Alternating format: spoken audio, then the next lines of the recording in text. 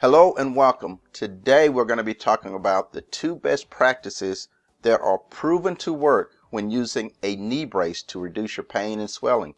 And these two best practices work most effectively if you're dealing with any type of joint pain that comes from arthritis or arthritic type health issues.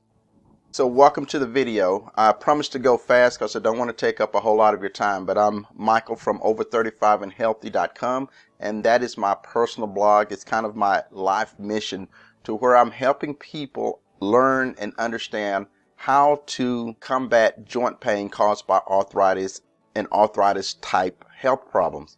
Now, if you're one of my international viewers, the website that you'll have a link to in the description below will be set up to where it reads in your native language. I'm actually leaning on Google Translate. It's not perfect, but it goes a long way in helping me reach out to my international viewers. Now, the one thing that's undeniable, and that is that a properly fitting knee sleeve means less pain and it gives you more mobility.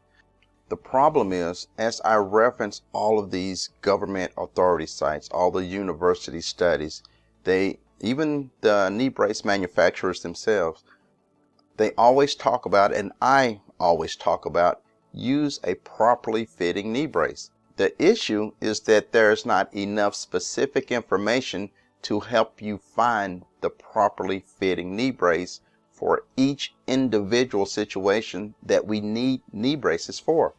And that's what this video is all about. So stick with me. This is only going to be a few minutes, but this is going to be some information that can really change your perspective on joint health and give you some really good information on how to reduce your pain and live a better life overall.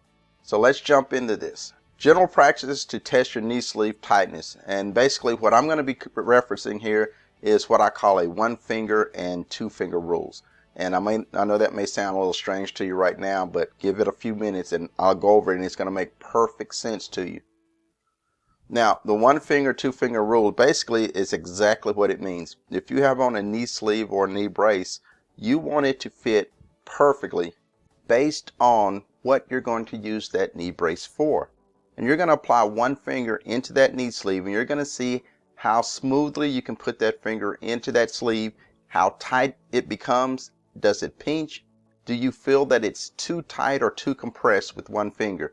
If it's comfortable and you understand what you're going to use this knee brace for, then you have a good fitting knee brace. On the other hand, if you're using a knee brace specifically for a different reason, such as simple daily use, and you want to put in 2 fingers, possibly 3, it really depends on the nature of your knee pain and what you're going to be using that knee brace for. But in general, you want to keep it to a 1 to 2 finger rule to where that knee brace gives you the support that you need based on what you're going to use it for, and it feels comfortable around your knee. You also may need a looser fitting knee brace. And a looser fitting knee brace is the knee brace that most of us wear on a day-to-day basis. And because of that, you want a 2 finger fitting, and you don't want that knee sleeve too tight, because if you have it too tight, it's going to cause issues.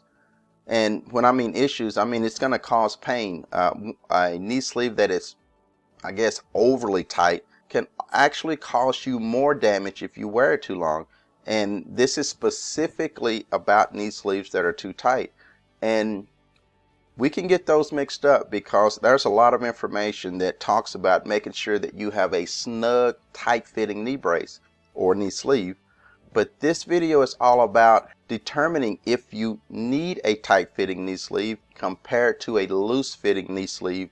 This is going to be pretty eye-opening, and you may have never thought about this before, but this little nugget of information could really improve your day-to-day life, because it's going to make sure that you're in the right knee brace for the right purpose, which again goes back to having less pain, more comfort, and more flexibility during your day.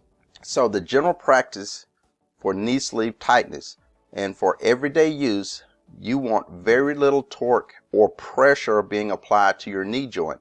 Generally, this is a 2 finger rule. Now, if you look up the information about what torque is, and I've got links below in the description, that will take you to the authority references that I use to understand how torque is applied when we're talking about knee sleeves and knee pain and arthritis and so forth.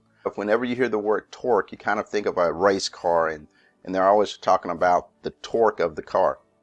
Well, what a lot of people don't know, and I'll be honest, until I researched this, I did not understand torque has everything to do with your knee joints, because as we move, we actually create torque and we create pressure on our knee joints, and it's caused because of the hinges that are within our bodies. And of course, one of the major hinges we have is our knees. So now let's jump into how this applies to the two-finger rule.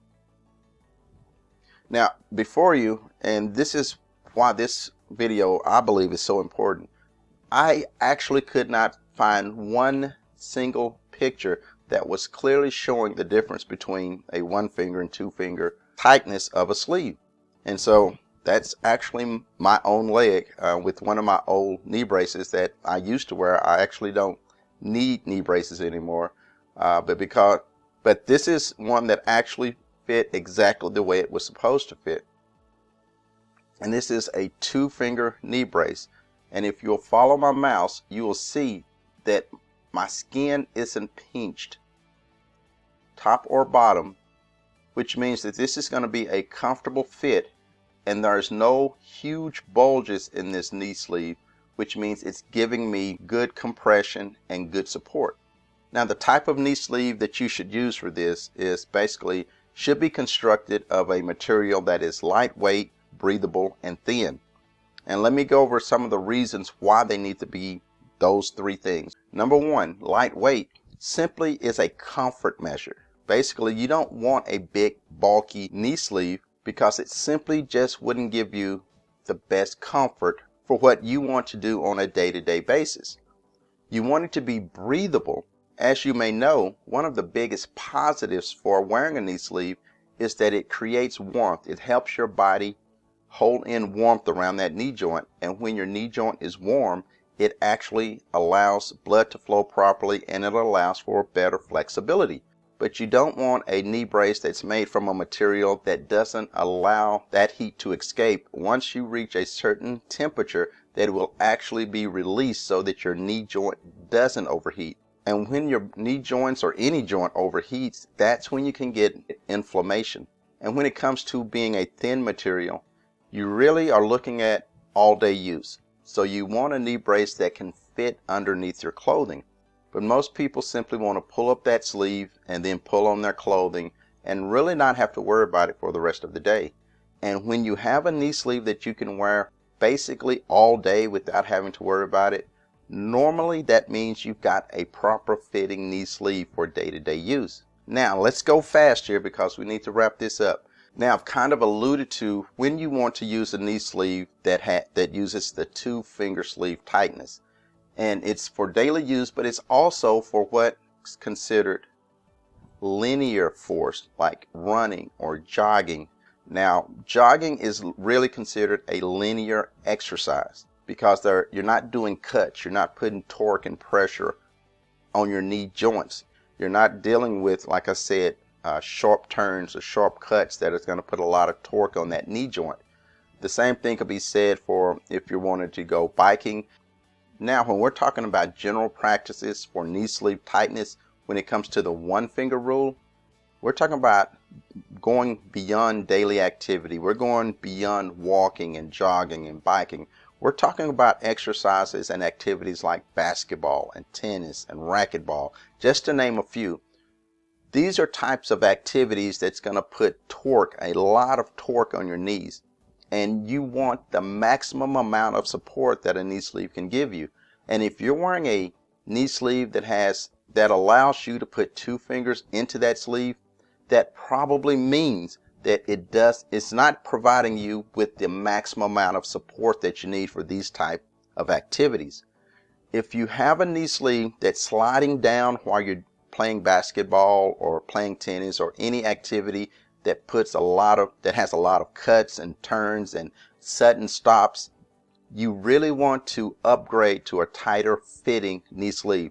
One that's still breathable, one that's still comfortable, but one and one that doesn't pinch your skin and cause numbness, but you want one that gives you the maximum amount of support for those joints, because it is critically important. Now here on the screen, over here to the left, you have a perfectly fitting knee sleeve.